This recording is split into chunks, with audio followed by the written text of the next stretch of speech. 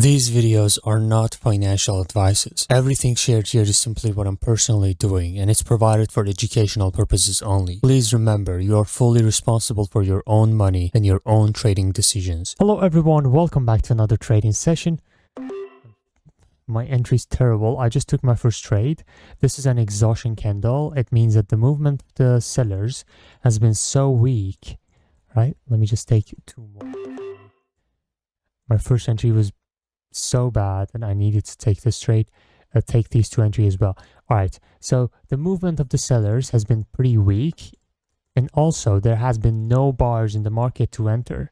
That's why market decides to show us this exhaustion candle, which is showing the sellers are exhausted and they just want to go to a level that the buyers can take over as soon as possible, which is this particular demand zone or this support level. Okay, that was a winning trade. Two of them winning trade, one of them losing trade. That's fine. I will just put them in my journal. Two of them winning trade. I will add the setup description later. Add another loss. Okay. Yeah. So this was a trade we took. Okay, so obvious exhaustion candle. First of all, let me show you. First of all, we are where we are in this chart. We are being supported by this order block right here, order block. Okay, and that order block and this order block. This is supply, and this is demand. Okay. So market keeps switching between the supply and demand just like that. Okay, so now if we zoom in, you will see that the movement of the sellers are pretty weak. You can tell it right here. After weak movements in the chart, if you see an exhaustion candle, which is, let's say these are the weak candles, they have rejections from ups and downs, and all of a sudden you see a huge candle. Okay, this huge candle is called exhaustion candle. It's some kind of bridge that links the weak sellers to strong buyers, for example, in this case, so they can take over the next movement of the chart. In this case, we don't have buyers here, but we have buyers down here. So market needs this exhaustion candle, so this can trigger this buyers and they can take over for the next movement of the chart. Right now, we took 3 trades. And I'm just looking for another beautiful trades. Okay, red-green pattern. We don't have proper demand on this one. If this was a beautiful upward movement, I would consider this as a demand. But since this is not causing anything, I will not consider that. We have a doji here, which previously didn't work, but right now it has worked.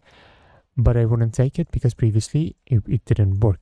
But this demand right down here, this is beautiful. I will mark that demand with a box or rectangle. There we go. I don't know, in my new laptop it feels clunky, like it's not smooth. I don't know what is causing that. Maybe it's because it's weak. I don't know. Anyways, I'm looking for this demand to be touched, and if you look right now, price has touched a supply area and now created this ABC, and the nearest demand is going to be this one. Now imagine if we break this doji from downside.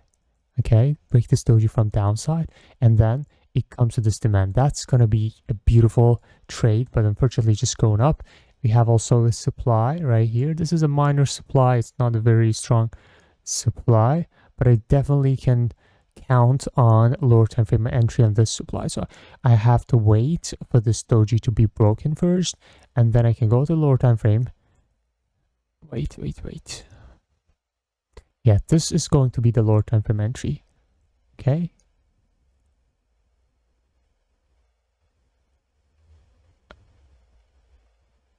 Alright, I'm taking it. Let's go.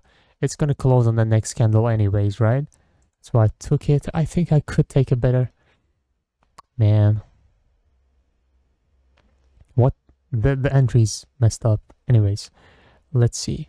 So doji break happened here. I was expecting, honestly, I was expecting a breakout like this, and then my entry would be activated inside this demand. That would be huge. But, you know, not always the movements of the chart do what we want, and sometimes they do crazy stuff. Right now, it seems it's going to be a winning trade. I'm not sure, but the entry of our, our entry is kind of messed up. Yeah, this is beautiful.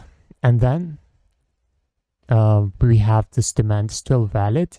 And then imagine if it lines up with this third touch of this price channel, let's say. Right now it's forming this market structure. It was a beautiful winning trade. I'll take a screenshot. Boom. And it was a winning trade. Let's go. There we go. We have 3 wins and 1 loss. I was looking for a very short session, so I think I'm gonna stop right here. I want to show you something else. Like, this is a first, second, third touch breakout, and it's combined with this doji break. And this was beautiful. If we had some kind of gap up here as well, like for example, jump up to this round number, that would be huge. So the point, the way we trade, the strategy of trading is simply having multiple reasons to take our trade. For those who are new in this channel, we do not trade randomly, okay? It may seem random to some people, but we never can trade profitably in a random way, okay? We never trade randomly. For example, doji break combined with third touch breakout, sometimes combined with gap up, round number, the trend, the supply, the demand, order block, all of them matters. Like, this is a beautiful decision point. The decision to be broken, decision to break this resistance. And this is also a doji. So in lower time frame, we can find entries here. Sometimes we already have a setup. Let's imagine this is a doji, and doji is being broken right here, and then we combine it with this decision point. That makes our trade strong. We never trade based on one reason or randomly. I want to call it a day and close this session.